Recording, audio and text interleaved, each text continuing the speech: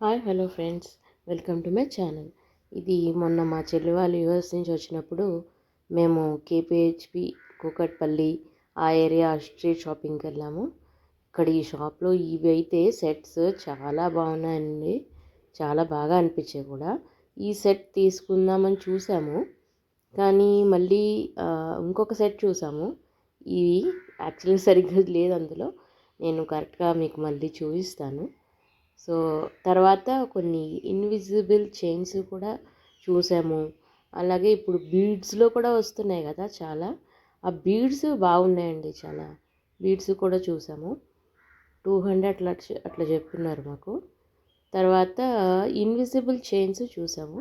అందరు అవే చూస్తున్నారు. ఇంకా ఈ షాప్లో ఐటమ్స్ కూడా చాలా బాగున్నాయి.